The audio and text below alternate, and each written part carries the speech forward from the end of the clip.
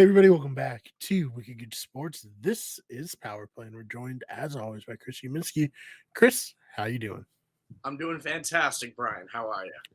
Doing quite well, yes. So we're recording mere minutes after the Boston Bruins defeated the Pittsburgh Penguins 2-1 in the Winter Classic. Is it the Winter Classic or is it just a Winter Classic now? It's There's the a Winter few. Classic. Okay.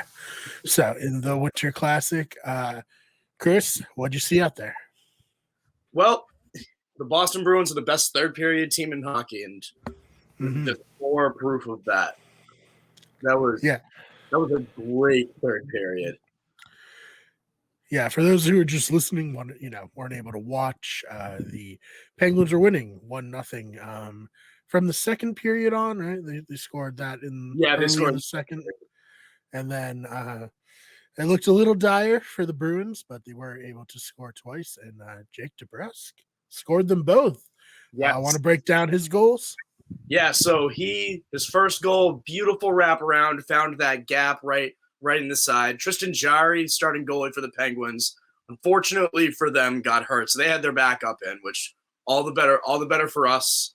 Comes around, gets that beautiful wraparound. Then second goal, with about 3 minutes left, he comes back around and does almost the same thing.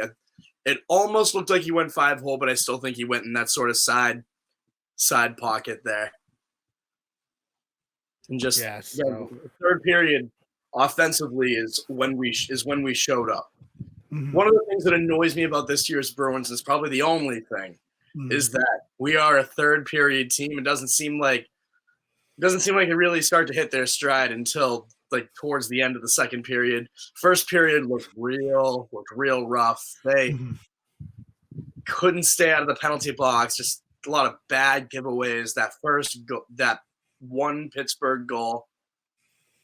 Yeah, so obviously, maybe they just need to warm up a little bit. I don't know what's that, but if they can play full games, they'll be even better because they are one of, if not the best team in the league right now, right? They are the best team in the league. I was actually looking this morning. They are 4.5 games ahead of the next closest team. Yeah, so just an amazing season. We've talked about it in past episodes, but really it seemed like they just needed a change in leadership, and this team has really rallied together, would you say? Yeah, they needed a fresh face on the bench is definitely one of the things we needed. Having Bergeron come back, having David Krejci come back after playing a couple of years in the Czech Republic was such a huge thing that happened. And I think that is truly the reason that we are where we at. And we're almost halfway through the season. Pretty crazy ending to this one too.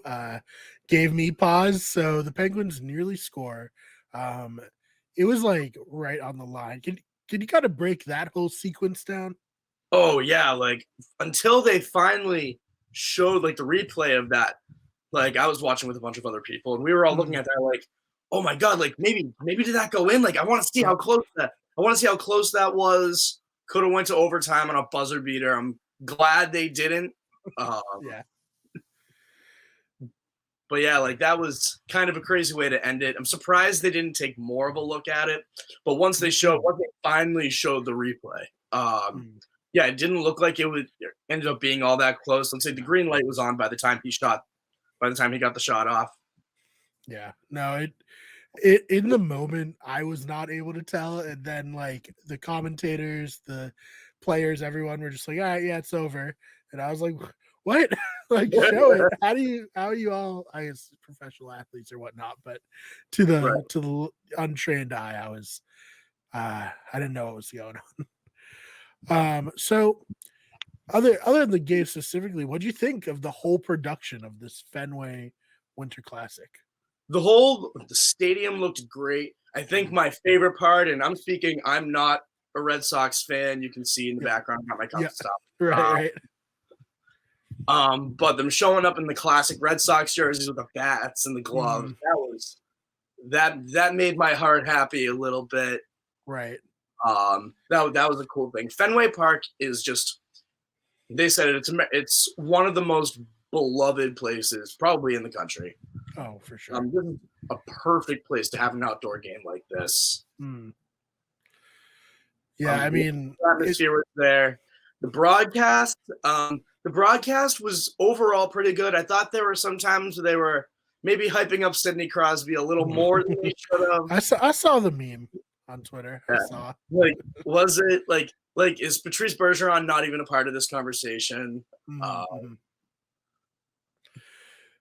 Yeah, no, I know what you're saying there, but yeah, like you said, Fenway, it's iconic. It means so much to the city. You know, it's such like a part of the Boston.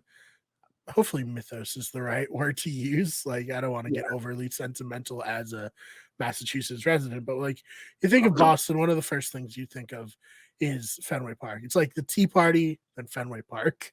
Right. That's sort of like the epicenter, I feel like, for just the entire Boston sports fan bases. It all centers around Fenway Park, whether you're a Red Sox fan or not. Right. And it looked like Bruins fans came out so hard for this. This looked packed. Yeah, I know a lot of people that went to the game. Yeah. Definitely came out strong. And, you know, that's an interesting angle that this game sort of had. It was technically a home game for the Bruins. But the Fenway Group, who of course owns Fenway Park, they own the Penguins. Right. So that is weird for sure. But yeah, I mean, I think, you know, just the opportunity to go watch a hockey game in Fenway Park, it was so good. The weather was like, it was cold today, but it wasn't like super uncomfortable if you bundled up. So like, couldn't really have asked for a better day. Oh yeah, it was great. And the ice held up pretty well. It looked awesome. Yeah. The ice and everything held out pretty well. I know we were a little worried because it got randomly very warm in Massachusetts. It was like 65 degrees the other day. Yeah, insane. So that had us a little worried, but everything seemed to have worked out, right? I know all the snow here in North Central Mass melted. Right. Yeah. So, anything else about the Winter Classic that we didn't touch on yet that you wanted to? Nope. I think that's it. It was an awesome game. Definitely. Again, Bruins best team in the NHL, best third period team you'll ever fucking see. And I'm looking forward to next year. Next year is going to be a good one. So what do we get next year?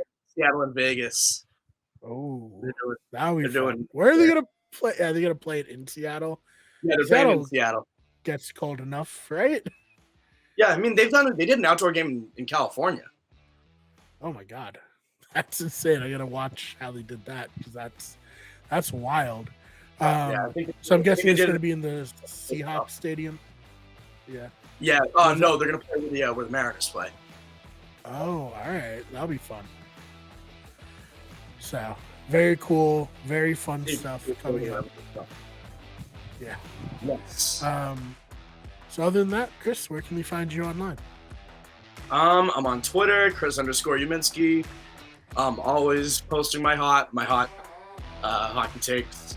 And then I'm also on TikTok. That's just at Chris Uminski. You'll follow him there. And you follow me on Twitter at the Fake Mars BMA. Our channel is on Twitter at Wicked Sport and W Everything, Instagram, Wicked Everything, Twitch, twitch.tv/Wicked Everything, and on TikTok, search Wicked Sports, search Wicked Everything. Chris, thank you so much for your time.